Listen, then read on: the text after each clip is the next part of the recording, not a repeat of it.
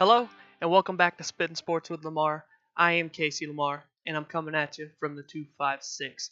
Today, I'm just going to do a recap of college football from the weekend, just touch on the top 25 teams and how they did over this weekend, touch on the big things, which all happened with top 25 teams, nothing major outside of that.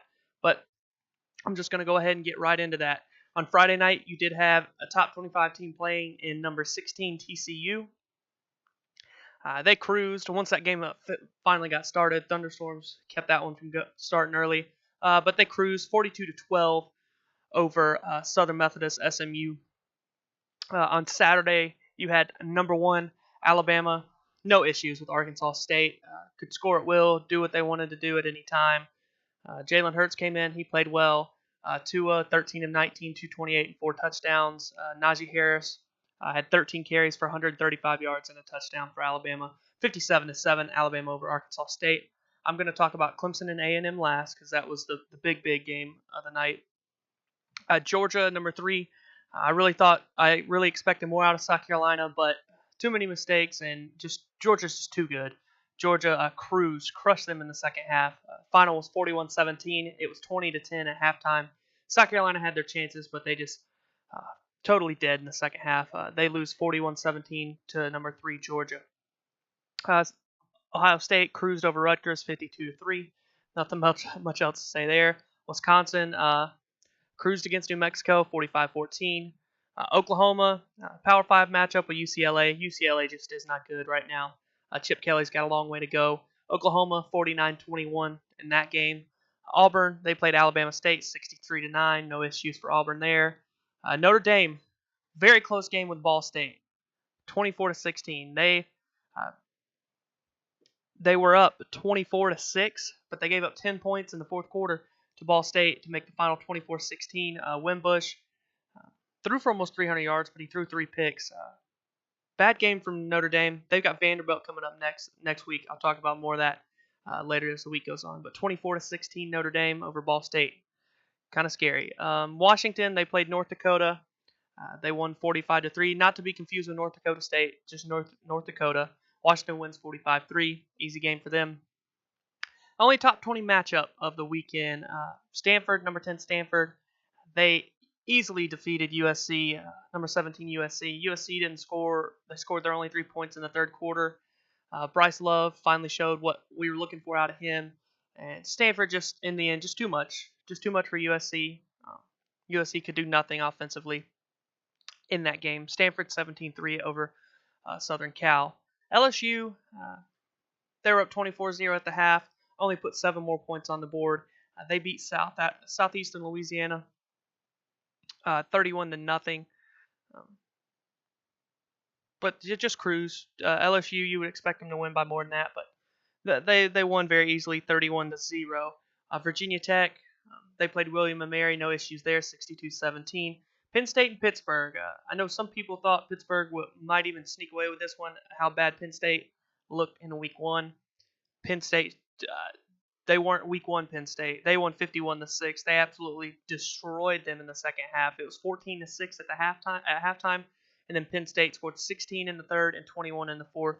And they won 51-6. They just absolutely manhandled Pittsburgh in the second half of that game. West Virginia picked up where they left off against Tennessee. Of course, they only played Youngstown State this past weekend, 52-17 there. The late night game on Saturday, Arizona State did what a lot of people didn't think they would. They upset Michigan State, 16-13. They kicked a field goal as time expired, and they scored all 16 of their points in the second half. It was only 3-0 Michigan State at halftime. Arizona State came out in the second half, took care of business, and kicked a field goal as time expired. 16-13. Herm Edwards has that program headed the right direction. They're in the top 25 this week. So good to see Arizona State doing good things. Unfortunately for Michigan State, last week was not just a fluke that they looked poor or that they looked bad because they went out to the desert and lost. Mississippi State easily took care of business against Kansas State on Saturday, 31-10.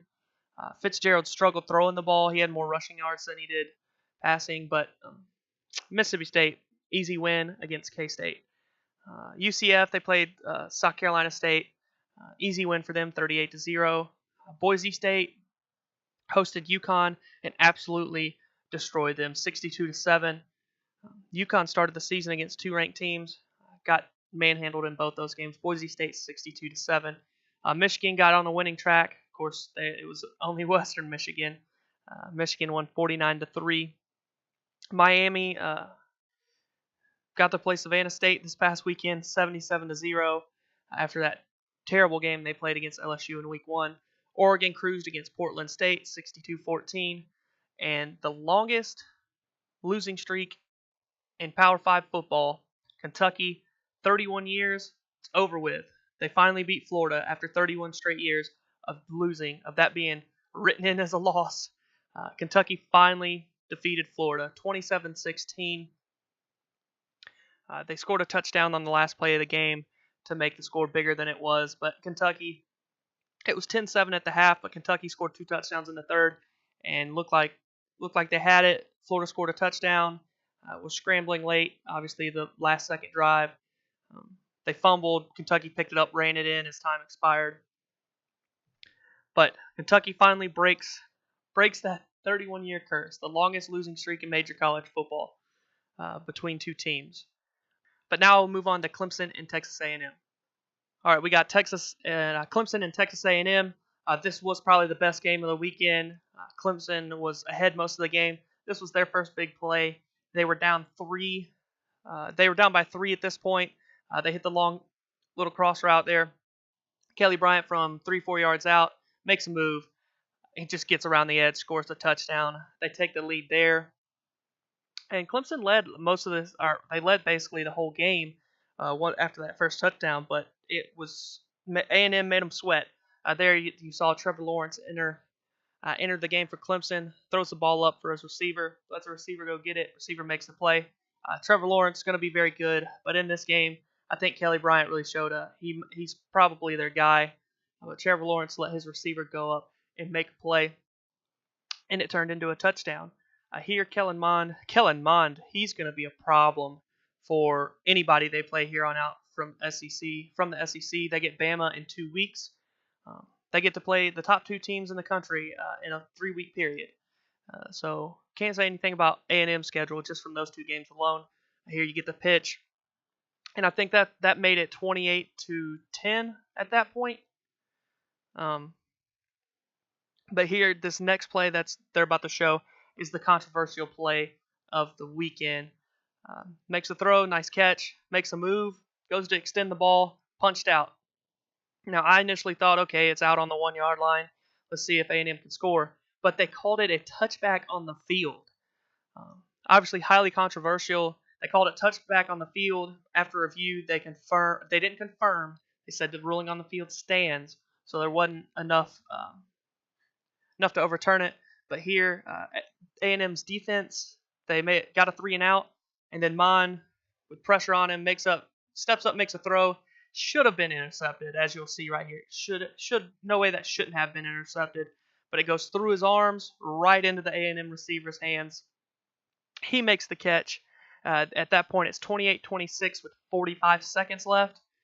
A&M has a chance. They have to go for 2 to tie the game, and they just a dumb play call. I don't understand what they were going for here. But then it's picked off in the end zone by Clemson, and that was the end of the game. A&M went for the onside kick.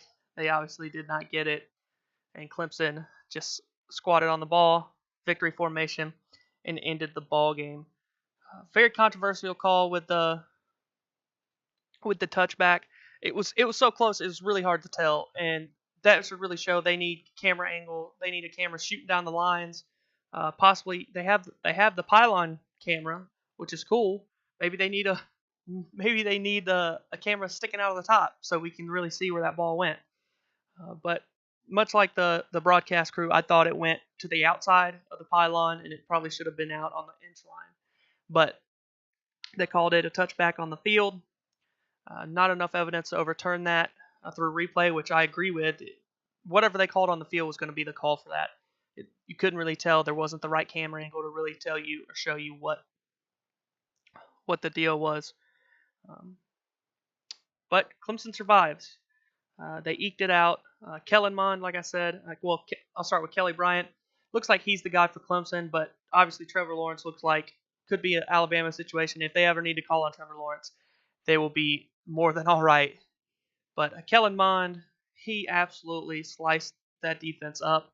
Um, Threw risky throws, but that's what you got to do sometimes, and they worked for him. Especially when you're playing a team like Clemson, number 2 in the country. You got to make those throws and hope something happens in your way. And it did, especially that last touchdown that should have been intercepted. But he made the throws. He threw for 460 yards, 430 yards, whatever it was.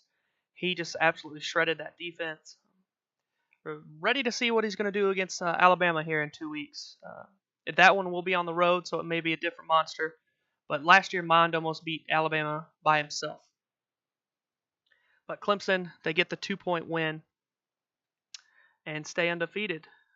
A&M, they're well on their way, but just 2 points short. But that wraps it up for this week, for week 2 of college football. That's just my recap.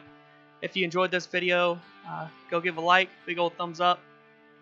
Share the video with anybody you would like, and subscribe to the channel so you can see more. Tomorrow I will be doing my NFL recap of my picks and just kind of the bigger storylines that happened from yesterday.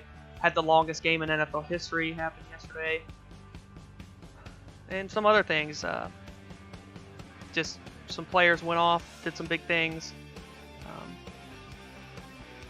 But I'll talk more about that tomorrow. We have 2 games on the schedule for tonight for Monday Night Football. You got the Jets and the Lions at 6:15 Central Time is the first game, and then at 9:15 Central Time you have the LA Rams headed into Oakland to take on John Gruden and the Oakland Raiders.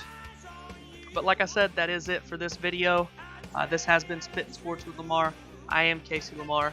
I look forward to seeing you guys all tomorrow.